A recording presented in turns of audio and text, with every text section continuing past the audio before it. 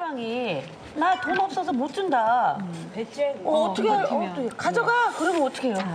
근데 실제로 위자료 소송을 했을 때 만약에 상대방이 정말 한 푼도 없는 사람이에요. 있는데 안 주는 게 아니라 정말 없어서 못 주면 그 경우는 방법은 없어요. 진짜? 근데 다만 그 사람이 지금 당장 없다고 해서 평생 없으리라는 법은 없죠. 네. 그러니까 그 위자료 판결을 갖고 있다가 이 사람이 가지고 있는 재산이 차든 뭐 급여든 보험이든 뭐든지 있으면 바로 가져올 수 있어요. 진짜? 그 판결문을 가지고. 위자료 안 주고 이자가 붙는다고 하는데 네. 그거 사실이에요? 그럼요. 위자료에 진짜 이자가 은행 이자로 은행 이자보다 훨씬 높습니다. 10%요. 연수에서 1년에 얼마요? 20%. 20%. 그래요? 네. 새로운 거 많이 야, 그거 한다. 괜찮네. 제2금융인데? 천천히 주세요, 천천히. 그렇다면 위자료를 좀 더 받기 위해서 좀 아까 이렇게 뭔가 증거 싸움이라고 그러셨고 네. 뭐 이렇게 얘기하셨는데 어떤 증빙 서류가 필요한가요? 예. 일단 소위 부부간에 원래 부부싸움은 칼로 물베기라고 하죠. 근데 이 칼로 물베기 하면서 써놓는 여러 가지 또 각서 같은 것들도 사실은 그때는 정말 심각하게 했지만 법적으로 각서가 큰 효력이 있지는 않아요. 하지만 그 각서에 나와 있는 내용이나 이런 것들이 그 결국은 그 사람이 아 이런 행동을 해서 잘못을 한 게 있구나라는 간접적인 증거가 될 수 있습니다. 그렇기 때문에 뭐 소위 서로 장난처럼 주고받았다 하더라도 나중을 위해서 그런 것들을 모아놓으시는 거. 집에 늦게 들어갈 때마다 잔소리 안 들으려고 내가 각서 쓸게 해서 써준 게 한 100장쯤 있어요. 네. 어떡해요? 그럼 그게 만약 법에서 볼 때는 아주 나쁜 사람이네요. 잘은 모르겠지만 왕종은 씨는 거덜나실 것 같아요. 언제 한번 불 확 태우세요, 그 백장으로. 또 제일 중요한 것은 다쳤을 때 때려서 아까 골프채를 휘둘러서 뭐 몸이 뭐 중만큼 맞으셨다 그러셨잖아요. 당연히 병원에 바로 가셔서 그 치료 받으신 모든 내용을 사진도 또 진단서도 치료받은 모든 것들 다 남겨놓으시고요. 다 증거 싸움. 그리고 예를 들어 집에서 그런 폭행이 일어났으면 일단은 꼭 증거를 유지하기 위해서 아니더라도 일단 112라든지 이런 데 신고를 하세요. 그치. 그래서 경찰이 출동했고 또 신고된 그런 내역들이 남겨져 있는 게 또 중요합니다. 여기 조금 덧붙이면 창피하지만. 안타까운 게 많은 분들이 실제로 남편 혹은 뭐 배우자에게 폭행을 당한 다음에 지금 말씀하신 중요한 증거를 안 하시는 분들이 많아요. 근데 워낙 케이스가 많고 그러기 때문에 병원 응급실에 얘기를 하시면 됩니다. 내가 지금 맞아서 왔다. 상해 진단서를 끊으러 왔다라고 그러면은 그쪽에서 알아서 맞은 다친 부위 사진을 다 찍어 놓게 돼 있고요. 상해 진단서라는 게 따로 나가요.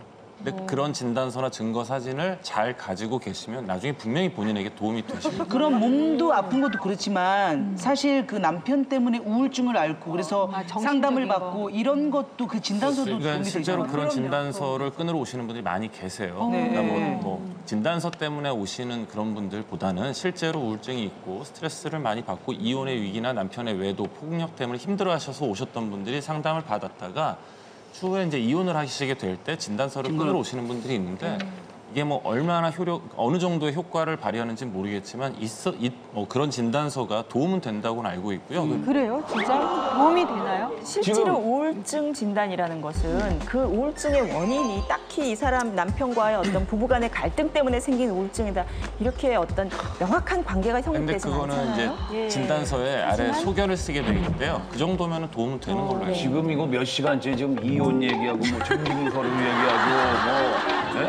뭐 그러는데 저는 개인적으로 이제 여쭤보고 싶은 게 이런 환경 때문에 제가 오늘 정신적으로 지금 큰 타격을 받았단 말이죠. 그러면 이건 법적으로 제가 위자료 받아낼 방법은 없나요? 신세계를 그만두시면 돼요.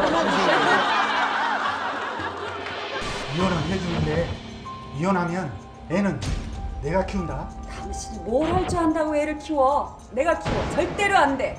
매일 애 혼내는 게 일이면서 그런 당신은 애들 좋아한다고 라면만 끓여 먹이면서 절대로 안 돼. 애는 내가 키워.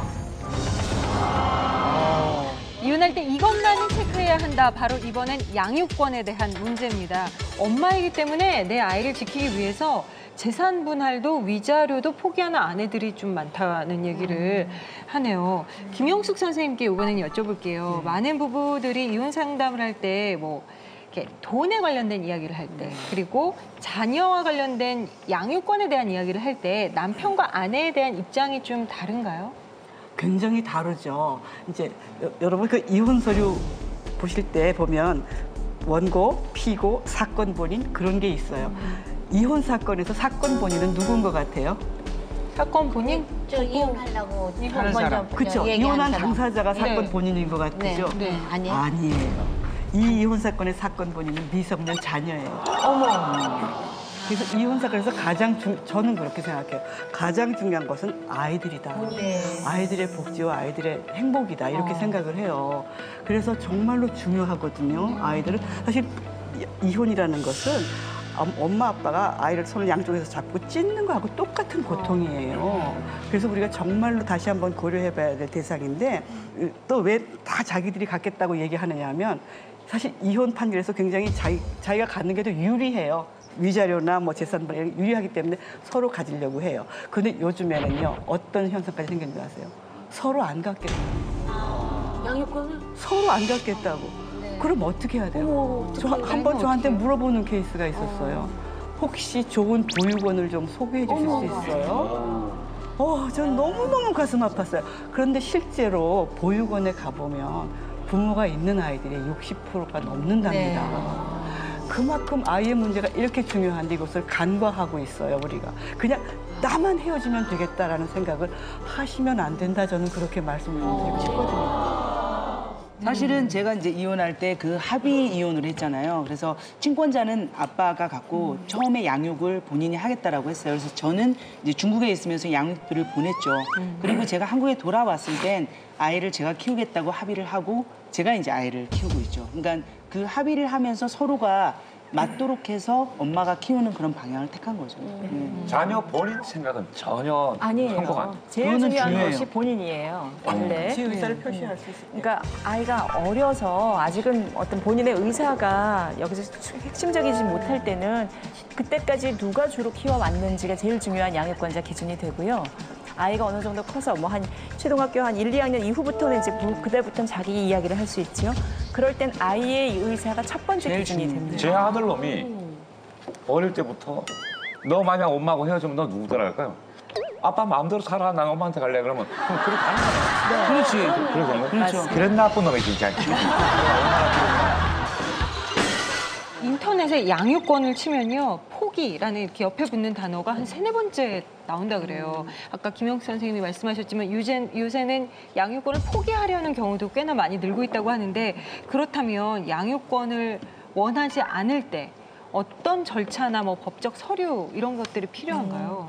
자, 양육권은요 권리가 아니에요. 정확하게 보시면 부모로서의 의무인 의무지. 겁니다. 의무. 즉 의무는 좋아서 할 수 있고 아니면 실은 이렇게 포기가 안 되는 거라고 사실은 생각하셔야 돼요. 서로 좋아서 데려가겠다고 하는 것도 결국 법원이 정하고요. 또 이렇게 서로 쌍방 포기하겠다고 하는 경우도 법원에서 정하는데 이럴 때 있어서 양육권을 그럼 양육을 해야 되는 상대방에 대해서는 양육비를 당연히 의무적으로 지급을 하죠. 저희 가족 중에 이혼을 했는데 양육권을 이제 우리 그 언니가 가져왔어요. 가져왔는데 형부가 막무가내로 그냥 애를 데려가요. 그럼 안 되지 않아요? 그러니까 근데 그게 완력으로 하고 이제 법으로 막 해결해야 되는데 네. 그럴 경우는 정말 신고하고 그다음에 법적으로 소송을 하고 그래야 되나요? 예. 안 줄 때는 무슨 애를? 접근금지 진짜 이런 거 있잖아요. 예, 양육권자가 법에서 정해지면 또 합의로 정해졌는데 그걸 어기고 아이를 데려가면은요 납치로 신고가 가능해요. 아무리 부모라 하더라도 납치가 되는 거예요.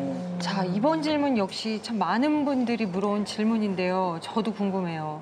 매달 양육비를 주기로 한 남편이 실제로 양육비를 주지 않는다. 돈이 없어 난 이러면서 주지 않는다면 이건 어떻게 해야 하는 그 양육비 관련해서는 양육비 지급 의무를 이행하는 율이 상당히 낮은 것 때문에 여러 가지 문제가 되고 있어요. 네. 아이들 그리고 키우는 그 양육자 상당히 그 경제적인 어려움을 주어서 문제가 되고 있는데 그래서 이제 최근에 이제 이런 제도들이 정비가 되고 있는데 양육비를 줘야 될 사람이 어떤 회사를 다니고 있어요. 네. 그런데 월급을 받으면서도 양육비를 안 줘요. 그때는 그 고용주, 고용하고 있는 회사한테 직접 양육비를 지급하라고 청구할 수 있어요.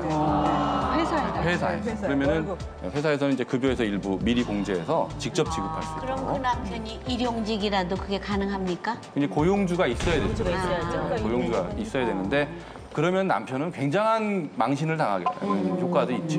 그런데도 또 안 좋. 근데 뭐 그 직장이 없다 할지 뭐 그런 방법을 안 썼다라고 할 때는 30일 이내에 감치라는 것은 이제 뭐 말하자면 감옥에 보내는 거예요. 그렇게 가두어 둘 수 있도록 신청할 수 있어요. 강제로.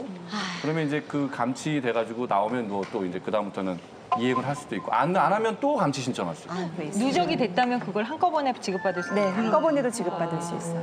하도 옆에서 하는 사람들이 많으니까 이건 굉장히 쉬울 것 같잖아요. 근데 와서 하시는 말씀들이 아니 이혼이 왜 이렇게 힘들어? 진짜 너무너무 힘들어. 이렇게 하시는 대부분 그렇게 말씀하세요. 그래서 저는 이혼도 좀 나이스하게 하자. 너무나 지나치게 싸우는 것은 정말 시간과 마음의 감정의 낭비라고 생각을 해요. 그래서 될 수 있으면 감정적 대립으로 너무 힘들게 하지 말고 좀 나이스하게 헤어지자. 이것을 좀 머릿속에 가지셨으면 좋겠어요. 자, 그러면 장진영 변호사님께 여쭤볼게요. 오히려 반대로 이런 경우에는 이혼하면 손해니까 절대 이혼하지 마라라는 경우가 있다면 어떤 게 있을까요? 본인 스스로 정리가 안 된 상태에서 계획이 없는 상태로 이혼하는 건 굉장히 위험한 것 같아요. 저는 이제 보통은 그래요. 그 이혼을 꼭 해야 되는 경우가 있잖아요. 네. 이혼을 하더라도 제발 그 이혼 소송을 통해서 하는 것은 가급적 피해야 된다라는 게 제 입장이에요. 저는 변호사지만 이혼 소송을 저도 어쩔 수 없이 하게 되면은 상대방을 인간이 아닌 사람으로 만들어야 돼요. 그게 서로 이제 이혼 소송의 통상적인 과정입니다. 아주 난타전하거든요. 변호사의 도움을 받는 것은 꼭 이혼 소송을 할 때뿐만이 아니라 합의 이혼을 어떻게 잘할 때에도 변호사의 도움을 받을 수 있습니다. 아까 사례자는 그런 거 없이 하셨잖아요. 그러니까 권리를 다 놓치셨잖아요. 그러니까 합의 이혼을 하는 게 굉장히 좋고요. 그때에도 변호사의 도움을 받으시면 비용 많이 안 들이고 권리를 다 확보할 수 있다. 그런 말입니다.